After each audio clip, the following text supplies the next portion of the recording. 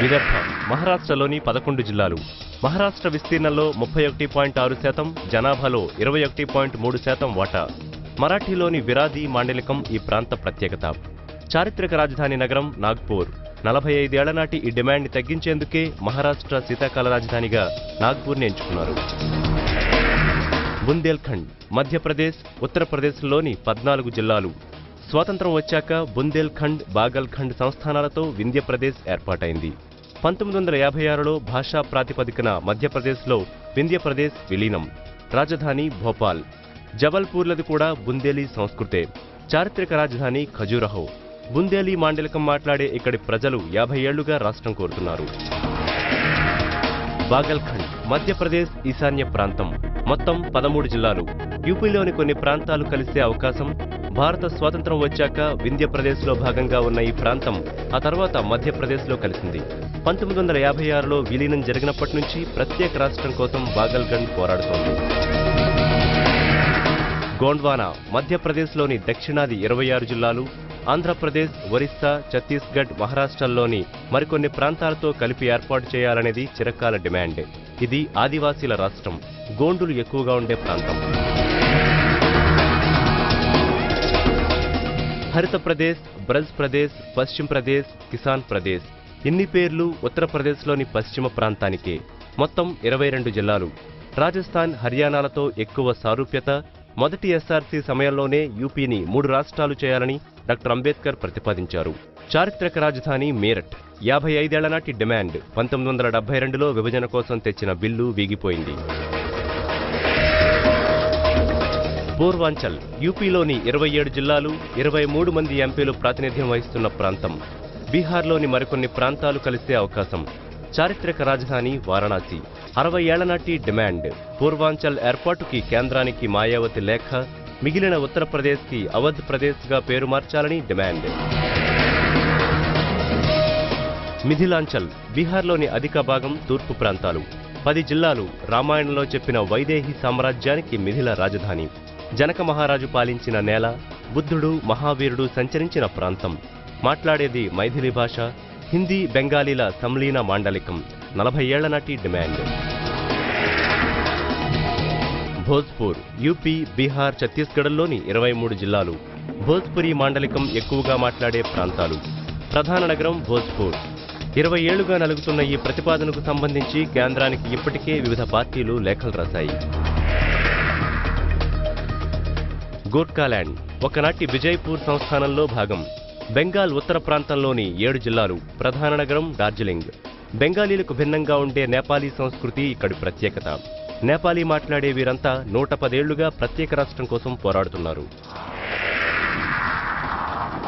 కమాతపుర greater కూచ్ బిహార్. ఒకనాటి కూచ్ సామ్రాజ్యంలో భాగం. కూచ్ తెగ నివాస స్థలం. ప్రస్తుతం బీహార్, బంగ్లాదేశ్, భూటాన్లలో ఈ ప్రాంతం విస్తరించి ఉంది.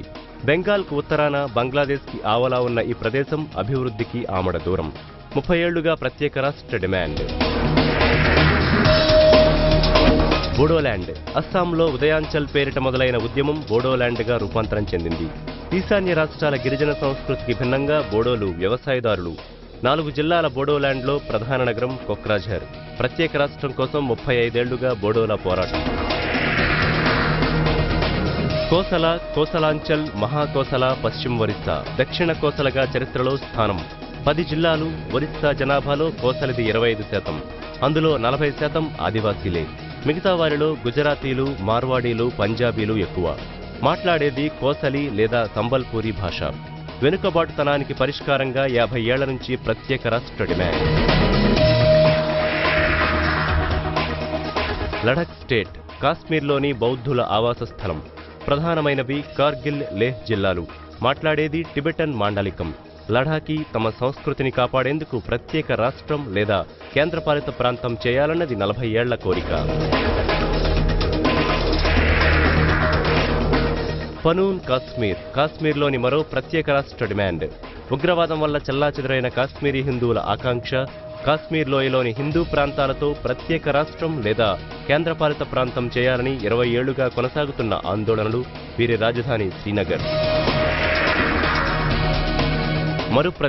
మరుప్రదేశ్ అంటే ఎడారి నేల అని అర్థం. రాజస్థాన్లోని 9 జిల్లాలు, బికనీర్, జైసల్మేర్ ప్రధాన నగరాలు. అభివృద్ధికి, రాజధానికి దూరంగా ఉన్న ఈ ప్రాంతాన్ని ప్రత్యేక రాష్ట్రం చేయాలని 25 ఏళ్లుగా డిమాండ్ ఉంది. సౌరాష్ట్ర, గుజరాత్లోని 7 జిల్లాలు. జామ్నగర్, రాజ్కోట్, భావనగర్ వంటి సంపన్న ప్రాంతాలు ఇందులోనే ఉన్నాయి. రాజ్కోట్ రాజధానిగా 1947 నుంచి ప్రత్యేక రాష్ట్రంగా ఉండి 1956లో బాంబే స్టేట్లో విలీనమైంది. 1960లో భాషా ప్రాతిపదికన ఏర్పడిన గుజరాత్లోకి వెళ్ళింది. ఆనాటి నుంచి ప్రత్యేక రాష్ట్ర ఉద్యమం. కూర్గు, కొడగు, కొడవు కర్ణాటక పశ్చిమాన సహ్యాద్రిపైని ప్రాంతం. కన్నడ సీమ కంటే కూర్గి సంస్కృతి భిన్నమైంది. కాఫీ, తేయాకు తోటలకు ప్రసిద్ధి.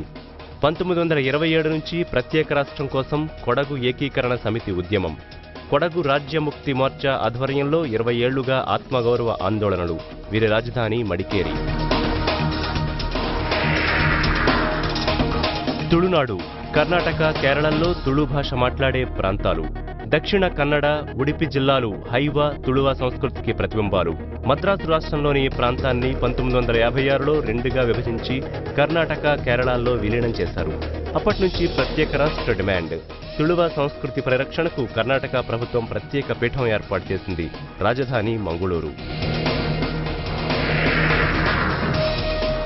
ఉత్తర కన్నడ, తుళు, కొంకణి సంప్రదాయాల సమ్మేళనం. పోర్చుగీసు గోవాతో ఎక్కువ సారూప్యత. 1956లో బాంబే ప్రెసిడెన్సీ నుంచి మైసూర్లో విలీనం. అప్పట్నుంచి ప్రత్యేక రాష్ట్ర డిమాండ్. ప్రధాన నగరం కార్వార్.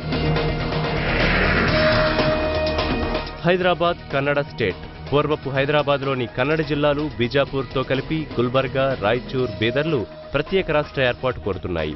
1956 నాటి విలీనాన్ని వ్యతిరేకిస్తూ ఏళ్ల తరబడి ఆందోళనలు. దక్షిణ తమిళనాడు. కావేరీ నది సరిహద్దుగా తమిళనాడు విభజనకు ప్రతిపాదన. మదురై రాజధానిగా దక్షిణ తమిళనాడు ఏర్పాటుకు డిమాండ్. పీఎంకే వంటి పార్టీలు సమర్థిస్తున్నాయి. తమిళనాడుకు ఉత్తరాదిన కన్నడ, మలయాళ ప్రభావం ఎక్కువగా ఉండే ప్రాంతాన్ని కొంగునాడుగా ప్రకటించాలని కూడా కోరుతున్నాయి. తెలంగాణ. ఆంధ్రప్రదేశ్ రాజధాని హైదరాబాద్ చుట్టూ అల్లుకొని ఉన్న ప్రాంతం.